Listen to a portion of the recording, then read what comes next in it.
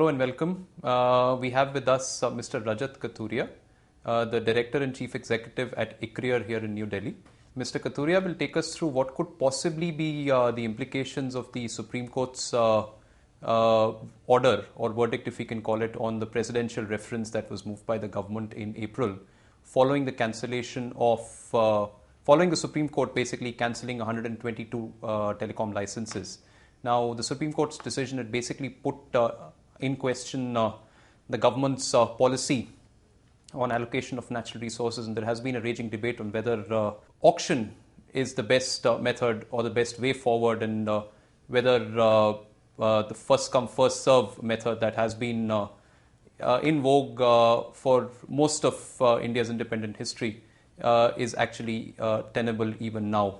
Welcome, Mr. Kathuria, to the show. Let me first of all begin by asking you, in your opinion, is auction of natural resources the only way forward?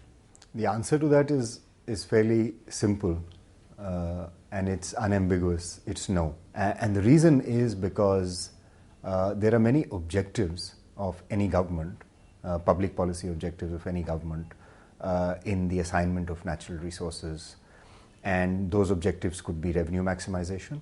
And if that is the case, then it is clear that auctions would be among the best, would be the best. But if revenue maximization is not an objective, then clearly auction is not going to be a best route for allocation of natural resources. I can think of things like water, right, for instance, or even land in certain cases, where auction may not be the best route because it will have implications for the downstream users of that resource. Right. But, there's the other question, which is basically this, that is auction actually the most efficient way forward, because it adds cost to, downstream players who actually want to acquire those resources. It has a cost push element to it. Policy making is nothing if there are no trade-offs. Okay. Right? So one has to take into account trade-offs and then balance those trade-offs and arrive at a decision. In this specific case, there could be an argument, and an argument has been made, that auctions could lead to higher prices. But it is a more transparent process. If managed well, if there's no collusion in the auction process, then auctions would lead to probably high prices, or higher than what the government could determine, high prices, but could create transparency in the assignment process, in the allocation process. And it is possible that in the long run, those prices could be passed on to the consumers. Okay. In the short run, I think, given that spectrum in specific is likely to be a cost that is already incurred by the players, they would pass it on naturally. It's not a sunk cost, is not something that is not going to be passed on, but it will be passed on if they're able to pass it on, definitely, and that would be determined by competition. Okay. Right. And they would tend to amortize the value that they have paid for the spectrum over a period of time, over a 20-year period, and those costs will naturally be included in their costs of production, and it will be passed on. But competition will ensure that prices don't hit the roof. And calculations by TRAI and calculations by other analysts have shown that the impact of even high prices of spectrum, given the large subscriber base, will not be too much on the subscriber. There will be an impact necessarily, but I don't think the impact will be too high. The other question that you're raising about, what is the alternative?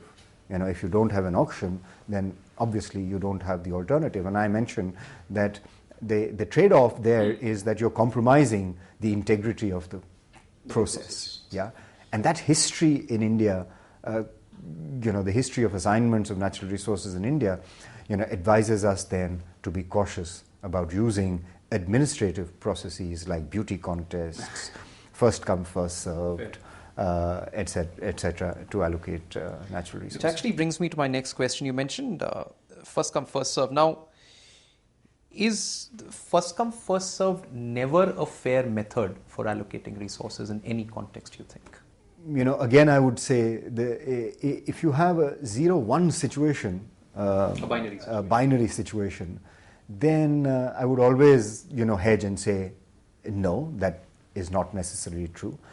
First come, first serve could work very well in an administratively mature political environment. Right. And if everybody had complete information about the resource, about the method in which it was going to be assigned, then first come, first serve, or any other criteria where you're going to make a administrative selection, could turn out to be a good criteria for allocating resources. But economists, especially economists who believe in the Chicago school or right. believe in market-oriented, would say that why do you want to waste time developing these criteria when the market will take care of assignment efficiently?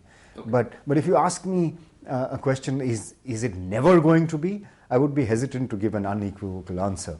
I could say under certain conditions, administrative allocation of natural resources could turn out to be socially better. But in a nutshell, what you're saying is that in the Indian context, in the current political context of this country, first come, first serve is a no-go.